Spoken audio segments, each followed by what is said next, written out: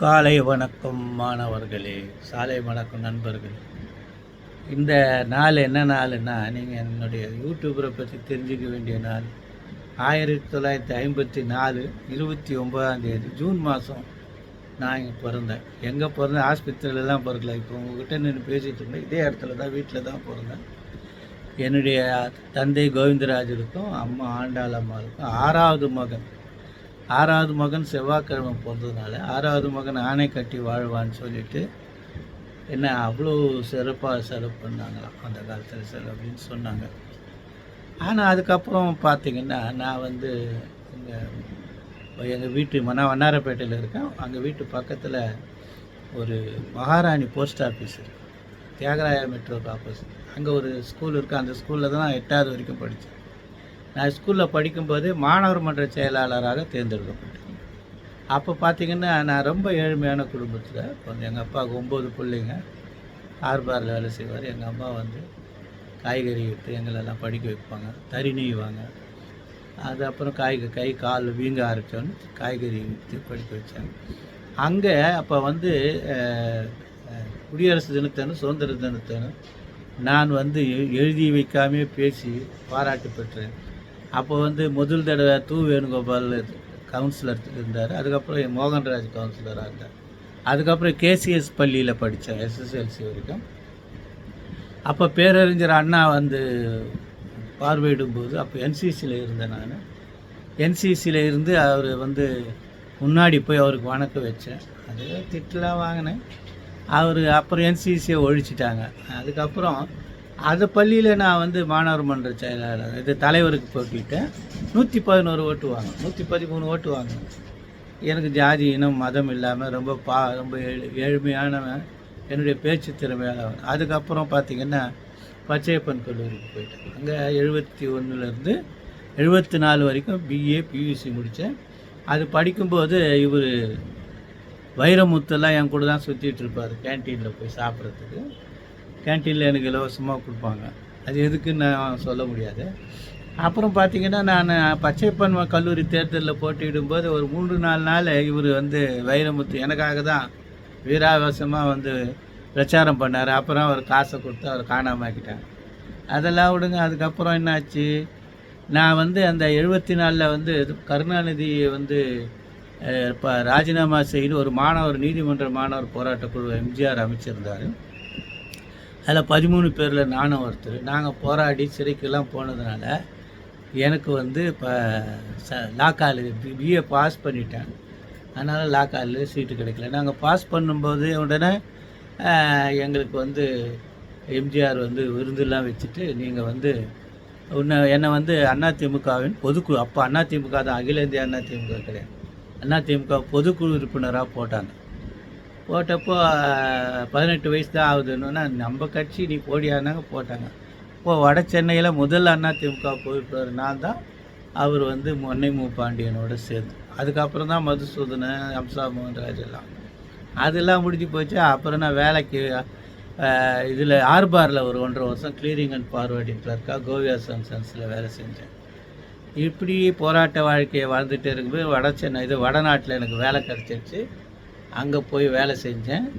பரோடாவில் எனக்கு ட்ரைனிங் கொடுத்தாங்க. அந்த 2.5 மாதம் ட்ரைனிங், பிடிசி ட்ரைனிங் மாதிரி இருக்கும். அது பேரே பிடிசி ட்ரைனிங் தான், போஸ்டல் ட்ரைனிங் சென்டர், வடோதரா.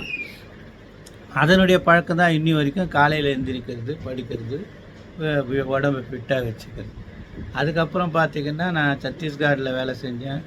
அதுக்கப்புறம் நாக்பூருக்கு போனேன். நாக்பூரில் வந்து சத்தீஸ்கரில் ஃபஸ்ட் இயர் படித்து நாக்பூரில் லா வந்து முடித்து லா டிகிரி வாங்கினேன். எல்எல்எம் படிச்சுட்டு இருக்கும்போது என்னை மறுபடியும் அந்த சஞ்சய் காந்தி இறந்ததுனால, நான் சஞ்சய் காந்தியின் சீடர்களில் ஒருவராக கருதப்பட்டதுனால, அடிக்கடி பேப்பரில் நியூஸ் வந்ததுனால, சஞ்சய் காந்தி இறந்த அன்றைக்கி நாக்பூர் ஜிபிஓ மூடிட்டேன். நான் ஒரு ஆள் தான் நின்று மூடினதுனால அது பேப்பரில் ஃப்ளாஷ் ஆகிடுச்சு. அப்போ எனக்கு என்ன 24 25 இது பையன் இந்த மாதிரி பண்ணிட்டானே. அப்புறம் ஒரு 3 வாரம் கழித்து என்னை ட்ரான்ஸ்ஃபர் பண்ணிட்டாங்க, மறுபடியும் மத்திய பிரதேஷ் ஓடி போகணும். ஸோ அதில் ஜாயின் பண்ணாமல் இருந்தேன். அப்புறம் அந்த ஒரு எஸ்எஸ்பிஓ அவர் இங்கே இருக்கும்போது உதவி பண்ணதுனால அவர் என்னை வந்து ஜாயின் பண்ணிட்டு ராஜினாமா பண்ணிட்டு, பின்னாடி எல்லோரும் இருக்காங்க. சரி போய் ஜாயின் பண்ணி ராஜினாமா பண்ணிட்டு இங்கே நான் வழக்கறிஞர் தொழிலாக 1981 என்ரோல் பண்ணேன். 88 எனக்கு சேம்பர் கிடச்சிச்சு. நான் வந்து நான் வழக்கு நடத்தாத குற்றவியல் ரவுடி எலமெண்ட்ஸே இருக்க முடியாது வட சென்னை. ஆனாலும் நான் ஒரு ஆர்ம் டிஸ்டன்ஸை மெயின்டைன் பண்ணேன். இந்த ஸ்டிக்மா, கிரிமினல் லாயர்ன்ற ஸ்டிக்மா என் பேரில் நிரந்தரமாக இருக்கக்கூடாதுன்றதுக்காக கொஞ்சம் கொஞ்சமாக சிவில், ரிட்டு எல்லா துறையிலையும் போய் இப்போ கலந்து செய்கிறேன். அதாவது என்னால் முடிஞ்சது செஞ்சுக்கிட்டு இருக்கிறேன். 43 வருட வழக்கறிஞர் தொழில் செஞ்சுக்கிட்டு இருக்கேன். நீங்கள் பார்த்தீங்கன்னா நான் வந்து பிஜேபியில் வந்து நாக்பூரில் இருக்கும்போது ஆர்எஸ்எஸில் இருந்ததுனால ஆர்எஸ்எஸ் அலுவலகம் எதிர்க்க இருக்கும். அது சண்டே கண்டே ட்ரைனிங் பண்ணால் சாப்பாடு போடுவாங்க. வேலைக்கு போய்ட்டு மத்தியானம் பேச்சுலர் இல்லை, அதில் அந்த தொடர்பை வச்சு ஆர்எஸ்எஸ்லேருந்து நான் எங்கள் பிஜேபியில் இருந்தேன். உமாபாரதி கட்சி ஆரம்பித்து இப்போ மாநில தலைவர், அகில இந்திய பொதுச் செயலாளர், 3 மாநிலங்களுக்கு பொறுப்பாளராக இருந்தேன். அப்புறம் அந்த மாதிரி பிஜேபியில் சேர்ந்தவங்க நானும் சேர்ந்து என் நண்பர்களெல்லாம் பதவி கொடுத்தாங்க. நான் எனக்கு வேணாம், என் தொழிலே சரியாக இருக்குது அப்படின்னு சொல்லிட்டேன். அப்புறம் சென்ட்ரல் கவர்மெண்ட் ஸ்டாண்டிங் கவுன்சிலாக ஒரு 6 வருடம் வேலை செஞ்சேன். இஸ்ரோவுக்கு ஆஜராகியிருக்கேன். சென்ட்ரல் விஜிலன்ஸ் கமிஷனுக்கு ஆஜராயிருக்கேன். இந்த மாதிரி வெரி இம்பார்ட்டண்ட் ஆர்கனைசேஷனுக்கெல்லாம் ஆஜரானேன். அதுக்கப்புறம் எனக்கு அதில் ஈடுபாடு இல்லை, அதனால் நான் தொடர்ந்து அதில் நீடிக்கலை. ஏன்னா என் வேலையை எனக்கு சரியாக இருக்குது.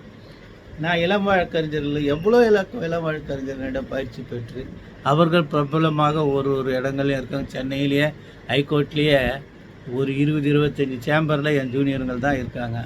இப்போவும் நிறைய பேர் உயர் பதவியில் இருக்காங்க. எனக்கு மகிழ்ச்சி தருகிற நிகழ்ச்சி தான் இதுதான் என்னுடைய செயல்பாடு. நான் வந்து பணத்தை தேடி என்றைக்குமே போகல.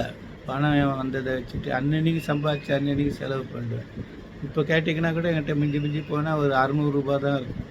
அது பேங்க்கில் கொஞ்சம் பேலன்ஸு, அது செக் பேமெண்ட்டில் ஒரு 5000 ரூபா ஒன்று, 6000 ரூபா ஒரு பேமெண்ட் இருக்குது. கரண்ட்டு பில்லு கட்டணும். இப்படி தான் கட்டுறதுக்கு தான் சம்பாதிச்சிட்டு இருக்கிறேன். ஒரு நாளைக்கு நான் சேம்பருக்கு போய் வேலை செஞ்சீங்கன்னா என்னால் எனக்கு ஒரு 6-7 ஜூனியர்களுக்கு வருமானம் வரும். நான் போகலன்னா வராது. அதனால தான் உடம்பு நல்லா இருந்தாலும் நல்லா, உடல்நிலை சரியில்லை, மனநிலை சரியில்லை. இந்த சூழ்நிலையில் நான் இருக்கேன். நான் என்ன சொல்ல வரேன்னா, இளம் வழக்கறிஞர் கூட்டம் பெருகி போயிடுச்சு. இருந்தாலும் அதை பார்த்து மலைக்காது. வழக்கறிஞர் கூட்டம் எவ்வளோ பெருகிச்சோ அந்தளவுக்கு வழக்கறிஞர்களுடைய பயிற்சி சப்ஜெக்ட்ஸ் நிறைய பெருகிருக்கு. எல்லாத்தையும் நீங்கள் கற்றுக்கலாம். ஒரு ஃபீல்டில் எக்ஸ்பர்ட் ஆகிட்டிங்கன்னா அதை வச்சு கற்றுக்கலாம். கொஞ்சம் கொஞ்சமாக இப்போ தைரியமாக பண்ணுறாங்க. இது இளம் வழக்கறிஞர்கள் சிலலாம் கொஞ்சம் இம்ப்ரூவ் பண்ணிக்கிட்டே வரணும். அதனால தான் நான் வந்து நான் நிறைய புத்தகங்கள் வெளியிட்டிருக்கேன். நிறைய புத்தகங்கள். இந்த மெடிக்கல் ஜூரிஸ்ப்ருடன்ஸில் முதல்ல ஒரு புத்தகம் போட்டேன் சின்னதாக. அது இலவசமாக தான் கொடுத்தேன். 2000 புக்கு போட்டேன். அதுக்கப்புறம் ஒரு புக்கு போட்டேன். அது வந்து நல்லா 100 ரூபான்னு போட்டு கொஞ்ச நாள் விற்று அப்புறம் எல்லாத்தையும் அதையும் எல்லாம் இலவசமாக கொடுத்துட்டேன்.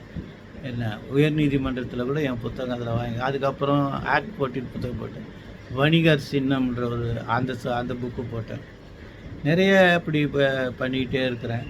அதெல்லாம் வந்து எதுக்குன்னா நான் பட்ட கஷ்டம் மற்றவர்கள் படக்கூடாது. 1981 வழக்கறிஞராகிட்டு 88 சேம்பர் வாங்குகிற அளவுக்கு என்னுடைய வேகமான ப்ராக்டிஸ் இருந்துச்சு. அந்த அளவுக்கு நான் வியப்பும் தரும் ப்ராக்டிஸ் பண்ணது காரணம் கடினமான உழைப்பு தான். மெடிக்கல் ஜூரிஸ்ப்ருடன்ஸு வந்து நிறைய புக்கெல்லாம் இன்னும் கூட எழுதி வச்சுருக்கேன்.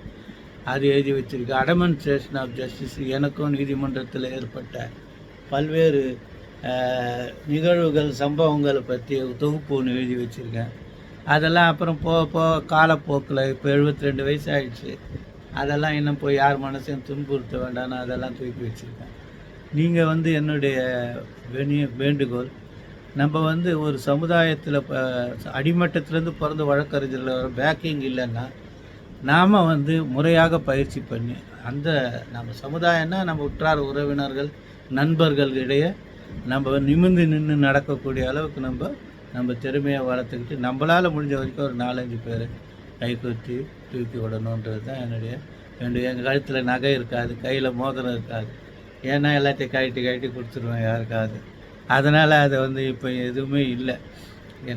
நான் அன்னைக்கு சம்பாதிச்சு அன்னைக்கு வாழ்ந்துட்டுருக்கேன்.